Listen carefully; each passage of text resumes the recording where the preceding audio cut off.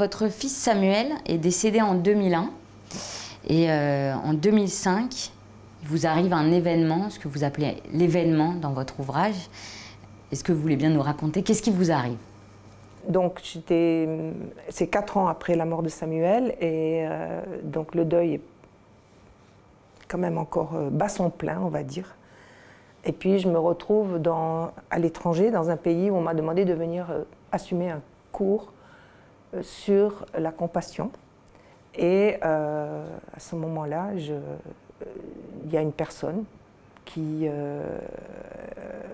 ne pensait pas du tout faire ce cours, mais on la sollicite de tous les côtés pour qu'elle s'inscrive à mon cours. Elle ne me connaît pas, elle n'a jamais entendu parler de moi, elle n'a jamais lu une ligne, elle ne connaît même pas mon nom. Et elle s'inscrit presque un peu contrainte et forcée à ce cours. Et dès le premier soir, parce que ça a commencé par une conférence d'ouverture, elle sent une présence qu'elle ne s'explique absolument pas, très forte, très intense. Et dans cette conférence inaugurale, je parle du deuil. Et elle comprend très vite qu'en fait, la personne qui en fait, manifeste sa présence, c'est notre fils Samuel.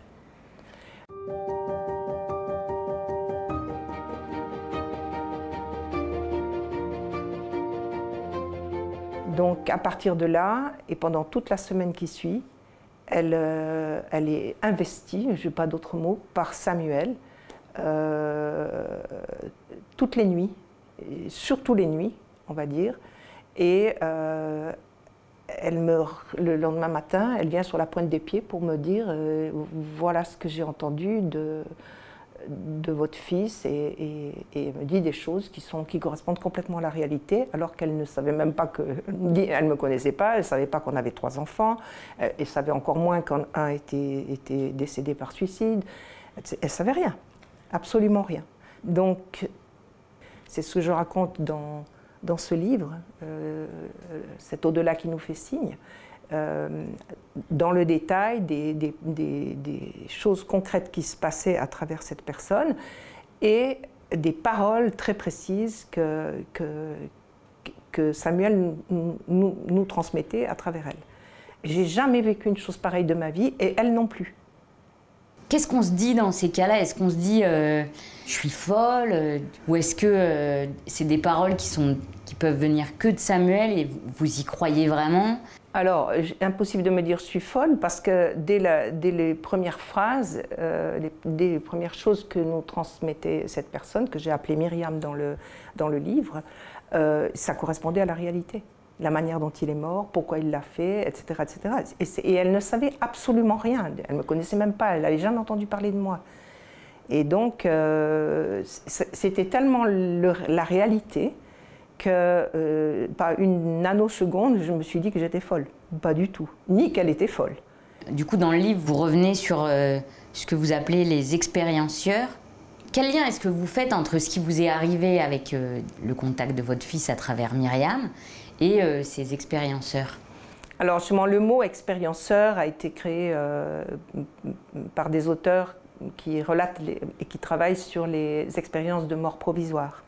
Autrefois on disait NDE, et puis en fait c'est plus approprié, selon le docteur Charbonnier, je trouve que c'est en effet très juste de dire EMP, expérience de mort provisoire. C'est donc toutes ces personnes qui sont innombrables, puisque il y a 20 ans, il y avait déjà 60 millions de personnes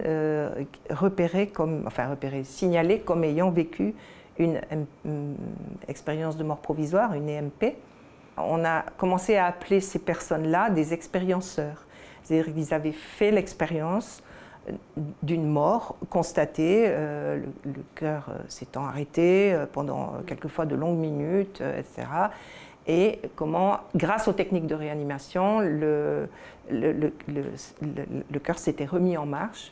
Et pendant ce laps de temps, ces personnes vivent, je vais dire au présent parce que ça continue, il y a énormément de gens qui le vivent, une expérience de contact avec l'au-delà, le monde invisible, qui recoupe énormément les expériences que nous pouvons faire avec nos propres défunts. Et toute cette relation, elle se termine, en tout cas avec un événement très important. Racontez-nous, qu'est-ce qui se passe en 2021? Et je vais déposer quelqu'un à l'hôpital ophtalmique, je reprends la voiture, et à ce moment-là, massivement, tout à coup, Samuel est là. Et je sens sa présence, c'est un des chapitres de ce livre, c'est justement la perception des présences. C'est indescriptible. Je ne peux pas vous expliquer par A plus B plus C en quoi ça consiste, mais c'est lui, il n'y a aucun doute, il est là. Je sens sa proximité, sa présence. Et puis, quand je suis en voiture, j'aime bien mettre de la musique. Et à ce moment précis, vraiment à ce moment précis de l'irruption de Samuel, passe le Casse-Noisette, qui est un des morceaux de musique que mon père était très musicien. Et dans le temps de mon adolescence, il passait souvent le Casse-Noisette de Tchaïkovski, notamment le dimanche. Et là, ça a été une sorte de court-circuit entre la présence de Samuel et mon père qui me dit à ce moment-là, mais dans l'oreille, tout ira bien, tout va bien se passer. Chose qu'il n'a jamais dite, ni dans mon enfance, ni dans mon adolescence. C'était pas du tout son style de rassurer un enfant, etc. En tout cas, c'était pas du tout, c'était pas du tout son habitude. Et là, il y a une sorte de bouleversement intérieur. Et j'écris dans ce livre-là, je sens que la grâce me touche à ce moment-là. Mais c'est pas rien, c'est quand même mon père. Hein. Et là, il y a un lien qui se restaure, qui est extraordinaire. Parce que par notre fils, je suis contactée par mon père, en fait. Donc là, il y a quelque chose de... c'est indicible. Hein. Qu'est-ce que cette relation avec Myriam, qu'est-ce qu'elle vous a permis de résoudre ou de dénouer? Parce que vous aviez déjà engagé votre travail de deuil. Qu'est-ce qu'elle est venue le soigner en plus ou corriger en plus? Oui, j'aime bien que vous posiez cette question parce que j'ai remarqué que toutes ces choses qui ont trait à l'invisible, à notre relation avec l'au-delà, ne se produisent jamais juste pour épater la galerie. J'ai remarqué que ça avait toujours un sens et que c'était à moi de le trouver. C'était pas juste « oh là là, encore un truc paranormal, mais c'est extraordinaire, c'est stupéfiant, etc. » Il faut que j'en fasse quelque chose. La parole qui m'a fait basculer du côté de la vie, c'est « maman, papa, pardon ». Ça, c'est tout petit et c'est énorme.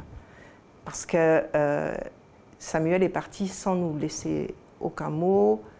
Sa souffrance était énorme, abyssale, on pourrait même presque dire. Mais je veux dire, la souffrance que nous, on a endurée, elle était pas mal non plus.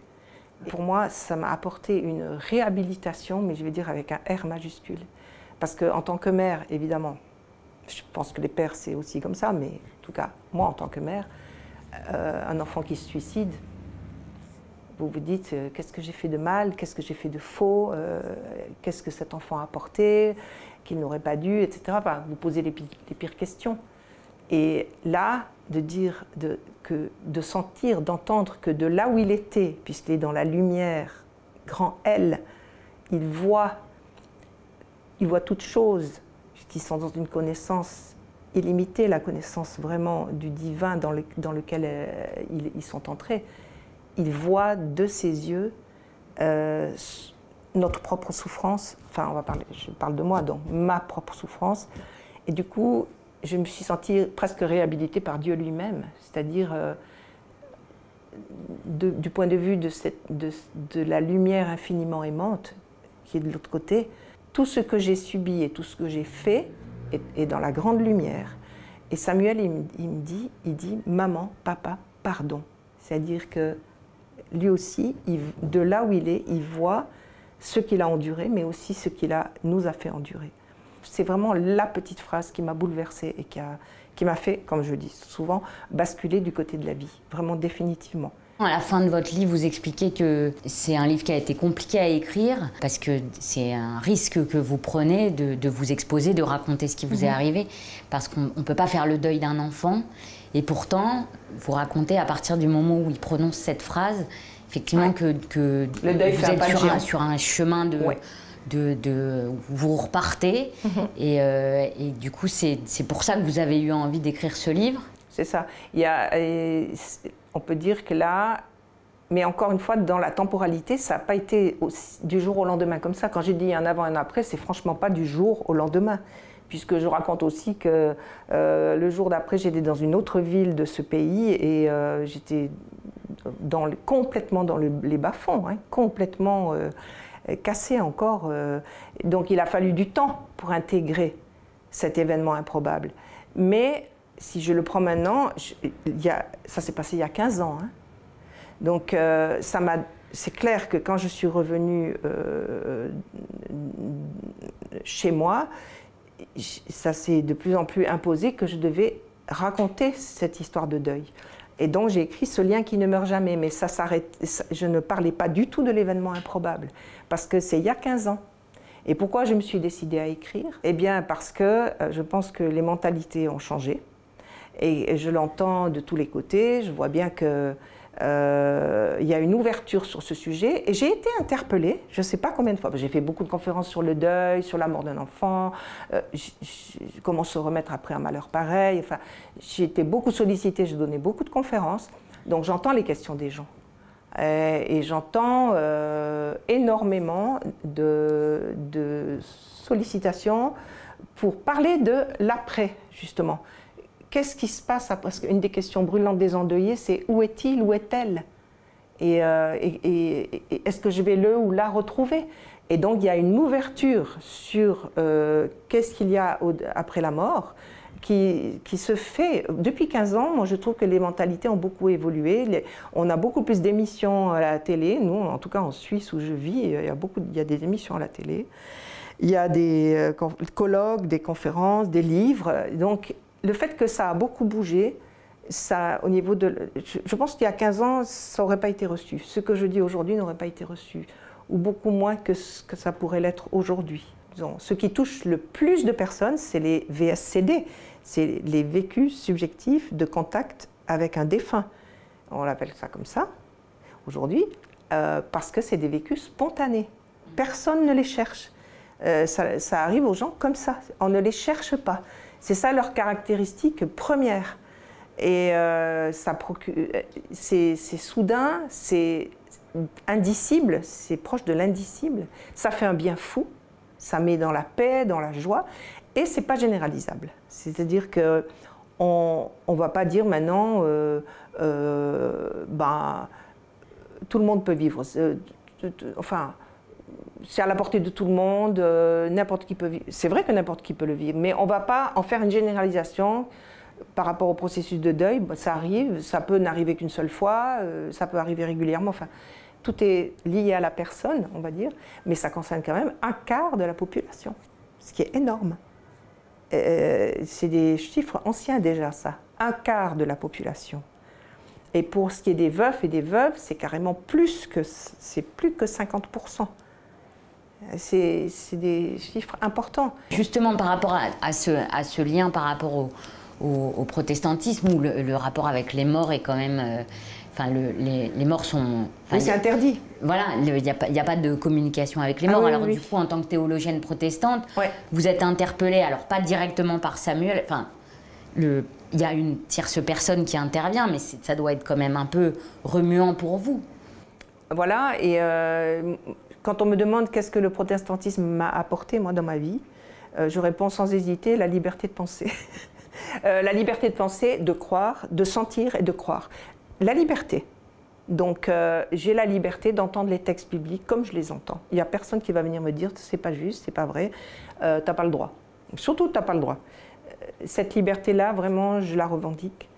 Et du coup, le monde entier viendrait me dire « non, ça ne tient pas debout, ton histoire d'événements improbables, ça ne tient pas la route, et d'ailleurs si tu es protestante ou chrétienne, tu ne devrais pas, etc. » Ça me coule dessus, parce que je suis désolée, mais c'est mon expérience, je ne peux rien y faire. Je ne peux pas faire que mon expérience n'ait pas eu lieu.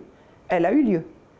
Donc du coup, ça me fait revisiter les textes, comme vous disiez tout à l'heure, un peu en les dépoussiérant des interdits ou des éducations ou des catéchèses qui auraient pu étouffer cette perception de l'invisible. Et je suis étonnée de voir que les textes bibliques sont lumineux à la lumière de ces expériences. C'est vraiment impressionnant. J'ajoute que les protestants, bon, j'ai une énorme activité d'accompagnante spirituelle depuis 35 ans, hein, mais là maintenant je forme à l'accompagnement spirituel depuis 10 ans.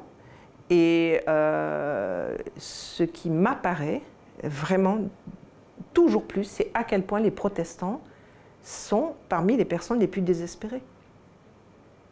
Parce qu'il y a un interdit, il y a un mur en béton. Ton proche est mort, c'est bien triste, mais voilà, Jésus est ressuscité, ça suffit. Et on passe à autre chose, mais enfin, ça s'arrête là. Alors, beaucoup de protestants sont dans cette absence de recours. Et je trouve que là, on est mal lotis par rapport à d'autres familles chrétiennes. J'ai cité l'orthodoxie tout à l'heure. Et je pense qu'il faut vraiment revisiter ça. Parce que le fil rouge quand même de toute cette réflexion, tout ce travail, c'est de dire que quand Jésus a quitté ses disciples, ses proches, il leur a dit « Je vous reverrai et vous me verrez. Je vous reverrai et vous me verrez. »